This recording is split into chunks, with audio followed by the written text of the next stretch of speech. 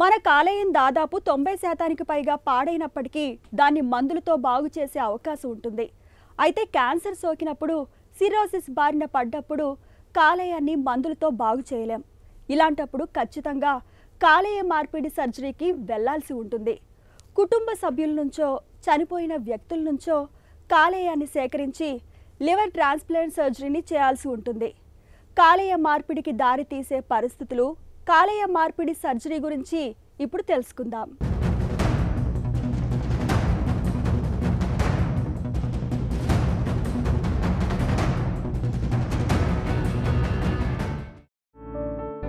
కాలేయం మన ఒంట్లోకి పేరుకునే వ్యర్థాలు, విష పదార్థాలని హరిస్తుంది.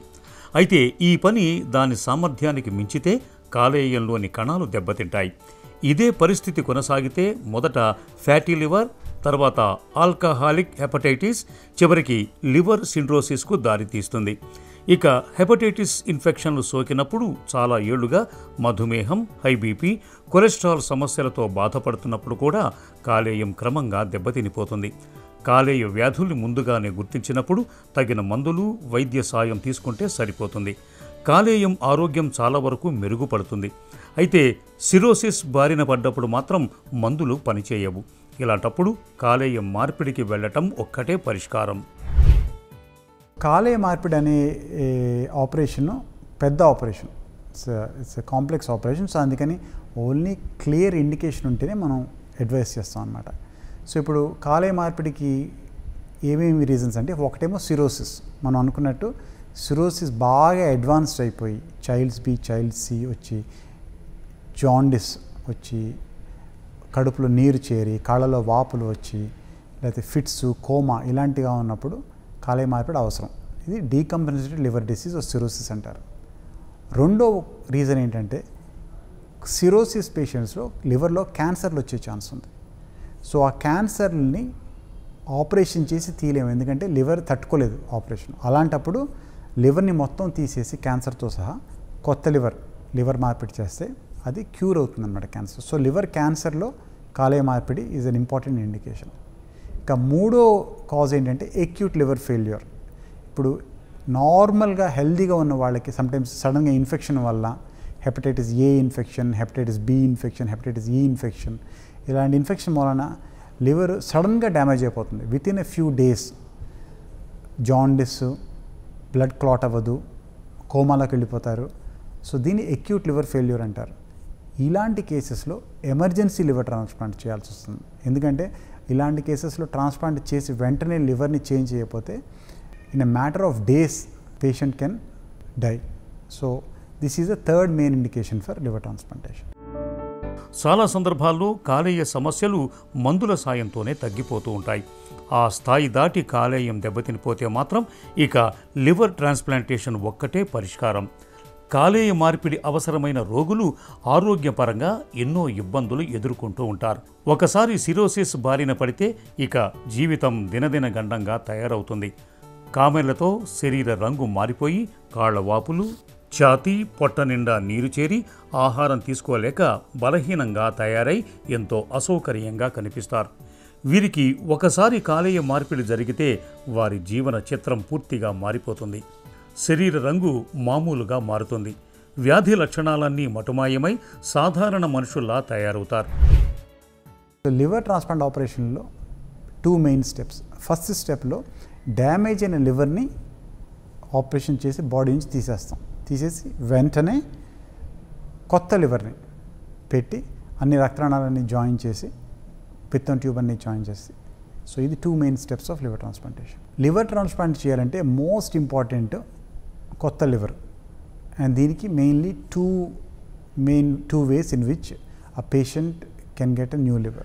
వెస్టర్న్ కంట్రీస్, అమెరికాలో కానీ, యునైటెడ్ కింగ్డమ్లో కానీ, యూరోప్లో కానీ అయితే మోస్ట్ ఆఫ్ ద ట్రాన్స్ప్లాంట్ని కెడావరిక్ ట్రాన్స్ప్లాంటేషన్స్ అంటారు. అంటే ఎవరైనా పేషెంట్ హెడ్ ఇంజరీ, యాక్సిడెంట్ అయ్యి హెడ్ ఇంజరీ అయ్యి, లేకపోతే స్ట్రోక్ వచ్చి కోమాలోకి వెళ్ళిపోయి బ్రెయిన్ పనిచేయకపోతే అప్పుడు ఐసీయూలో ఉన్న డాక్టర్స్ ఇంకా ఈ పేషెంట్ని ఇంకా ఏమీ చేయలేము, మనం బ్రతికించలేము, డెత్ అయిపోయింది అని డిసైడ్ చేసిన తర్వాత ఫ్యామిలీని అప్రోచ్ చేసి మీ పేషెంట్ ఆర్గన్స్ని డొనేట్ చేస్తారని అడుగుతారు. సో ఫ్యామిలీ అగ్రీ చేస్తే వాళ్ళ నుంచి ఆ డోనర్ నుంచి లివర్ కానీ కిడ్నీస్ కానీ హార్ట్ లంగ్స్ తీసుకుని అది పేషెంట్కి ఇస్తారన్నమాట. దాన్ని కెడావరిక్ లివర్ ట్రాన్స్ప్లాంటేషన్ అంటారు. సో ఇప్పుడు మనం అమెరికాలో కానీ యూకేలో కానీ చూస్తే 90 to 95% of all transplants liver transplants cadaveric transplantations. America compare చేస్తే మన దేశంలో కెడావరిక్ డొనేషన్ ఒక 1% 2% ఉంది. సో దీనివల్ల ఏమవుతుందంటే ఎంతోమంది పేషెంట్స్కి ట్రాన్స్ప్లాంట్ అర్జెంటుగా అవసరమైనా కూడా ఆర్గన్స్ లివ్. సో అందుకని జపాన్లో లివింగ్ డోనర్ లివర్ ట్రాన్స్ప్లాంటేషన్ అనే ప్రొసీజర్ స్టార్ట్ చేశారు. దీనిలో ఏమవుతుందంటే patient family members they can donate a part of his or her liver. ఆ లివర్ని కేర్ఫుల్గా డివైడ్ చేసి లివర్ తీసుకుని ఆ లివర్ని ట్రాన్స్ప్లాంట్ చేస్తాం అన్నమాట పేషెంట్లు. దాన్ని లివింగ్ డోనర్ లివర్ ట్రాన్స్ప్లాంటేషన్ అంటారు. And that is the most common type of transplantation liver transplantation done in India and all other Asian countries. So మన దేశంలో 80% of all liver transplants, more than 80% of all liver transplants are living donor liver transplantations. మనకు ప్రాణాధారమైన కాలేయాన్ని కృత్రిమంగా తయారు చేయలేం కాబట్టి వేరే వ్యక్తి నుంచి సేకరించాలి. బ్రెయిన్ డెడ్ అంటే మెదడు పనిచేయటం ఆగిపోయిన వ్యక్తుల నుంచి కానీ కుటుంబ సభ్యులు లేక సన్నిహితుల నుంచి కాలేయాన్ని సేకరించాల్సి ఉంటుంది. లివర్ ట్రాన్స్ప్లాంటేషన్ అన్నది విజయవంతమైన సర్జరీ. కాలేయ మార్పిడి సర్జరీకు సుమారుగా 6 నుంచి 14 గంటల సమయం పడుతుంది. పాడైన కాలేయాన్ని తొలగించి దాని స్థానంలో కొత్తగా సేకరించిన కాలేయాన్ని మార్పిడి చేస్తారు.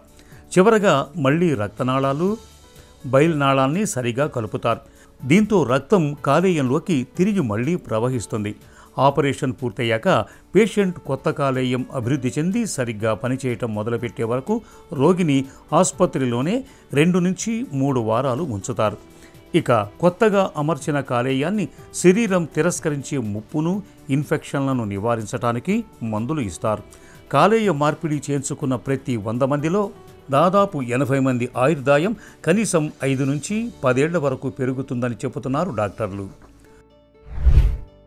కాలేయ మార్పిడి తర్వాత లైఫ్ స్టైల్ అంటే అది depends on the time lines. So నార్మల్గా ఏం చెప్తామంటే పేషెంట్కి ఫస్ట్ 3 to 6 months కొంచెం ఎడిషనల్ జాగ్రత్తలు తీసుకోవాలి. ఎడిషనల్ జాగ్రత్తలు అంటే ఒకే ఒక రూమ్లో ఉండి బయటికి రాకూడదు అని అనుకుంటారు. అలా కాదు. You can have a normal life. So అందరితోటి మాట్లాడవచ్చు, ఇంట్లో ఉండొచ్చు. They can eat, they can travel. కాకపోతే ఏంటంటే బయటకు వెళ్తే మాస్క్ వేసుకోమని చెప్తాం. కొంచెం మంచినీళ్ళు బాటిల్ వాటర్ కానీ లేకపోతే ఇంటి నుంచి వాటర్ బాటిల్ తీసుకోమని చెప్తాం. ఎప్పుడు హ్యాండ్ వాష్ కానీ హ్యాండ్ రబ్ కానీ యూజ్ చేయమని చెప్తాం. మనం కరోనా టైంలో మనం యూజ్ చేసిన ప్రికాషన్స్ అది ఫస్ట్ 3 to 6 months ఇది ఇంపార్టెంట్. ఎందుకంటే ఆ టైంలోనే మనకి ఈ మెడిసిన్స్ డోసులు కొంచెం ఎక్కువ ఉంటాయి కాబట్టి కొంచెం ఇన్ఫెక్షన్ రిస్క్ ఎక్కువ ఉంటుంది. సో కొంచెం ఎడిషనల్ జాగ్రత్త తీసుకోవాలన్నమాట. After 6 months precautions will come down slowly. So మనం they can go back to work, they can travel, they can eat almost everything. Only precaution ఏంటంటే మెడిసిన్స్ రెగ్యులర్గా వేసుకోవాలి. ఎందుకంటే ఈ మెడిసిన్స్ రెగ్యులర్గా వేసుకోకపోతే లివర్కి రిజెక్షన్ అయ్యే ఛాన్స్ ఉంది. అండ్ చెకప్లో ఉండాలన్నమాట. సో ఈ మెడిసిన్స్ కరెక్ట్గా పనిచేస్తున్నాయా లేదా, ఈ మెడిసిన్స్ వల్ల సైడ్ ఎఫెక్ట్స్ ఏమైనా ఉన్నాయా లేదా చూసుకోవడానికి రెగ్యులర్ ఫాలోఅప్లో ఉంటారు. సో ఫస్ట్ 1 month వారానికి ఒకసారి చూస్తాము, తర్వాత 2 నెలలు 2 వారాలకు ఒకసారి చూస్తాం, 6 months తర్వాత నెలకోసారి 2 నెలలకు ఒకసారి చూస్తాం. ఇన్ఫ్యాక్ట్ 2 years తర్వాత 3 years తర్వాత 6 నెలలకు ఒకసారి చూస్తాం పేషెంట్. సో లైఫ్ లాంగ్ ఫాలోఅప్లో ఉండాలి, కానీ ఫ్రీక్వెన్సీ తక్కువ అవుతుంది. మెడిసిన్స్ వేసుకోవాలి. మెడిసిన్స్ ఎన్ని మెడిసిన్స్ తీసుకుంటున్నారో డోసులు తక్కువ అవుతాయి, కానీ కంప్లీట్లీ స్టాప్ చేయకూడదు. యాజ్ లాంగ్ యాజ్ మెడిసిన్స్ రెగ్యులర్గా తీసుకుని చెకప్లో ఉంటే they can have a normal life. పిల్లలకి ట్రాన్స్ప్లాంట్ చేసిన తర్వాత వాళ్ళు స్కూల్కి వెళ్ళి కాలేజ్కి వెళ్ళి జాబ్ చేస్తూ they got married, they had children. So they can have a completely normal life. కాలేయ మార్పిడి జరిగిన తర్వాత కొత్తగా అమర్చిన కాలేయం శరీరంలో నెమ్మదిగా ఇమిడిపోతుంది. ఇతర అవయవాల నుంచి సహాయం తీసుకుని కుదురుకుంటుంది. ఆ తర్వాత నెమ్మదిగా తన విధులు నిర్వర్తించటం ప్రారంభిస్తుంది. ఇందుకు కొన్ని వారాల నుంచి నెలల సమయం పడుతుంది. సాధారణంగా శరీరంలోకి ఇతర జీవ అంగాలు ప్రవేశిస్తే దేహం దాన్ని తిరస్కరిస్తుంది. దీన్ని రిజెక్షన్ అని పిలుస్తారు. ఈ పరిస్థితిని నివారించేందుకు రోగ నిరోధక వ్యవస్థను కాస్త బలోపేతం చేసేందుకు మందులు వాడతారు. ఒక్కోసారి ఈ మందుల డోసు పెరిగితే దుష్ప్రభావాలు రావచ్చు.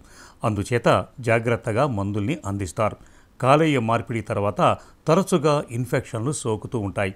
వీటిని నివారించుకునేందుకు ఎప్పటికప్పుడు డాక్టర్ పర్యవేక్షణలో మందులు వాడాలి. ఆహార పానీయాల విషయంలో చాలా జాగ్రత్తగా ఉండాలి. తాజాగా ఉండే పరిశుభ్రమైన పోషకాహారాన్ని మాత్రమే తీసుకోవాలి. ఆల్కహాల్, మత్తు పదార్థాలకు దూరంగా ఉండాలి.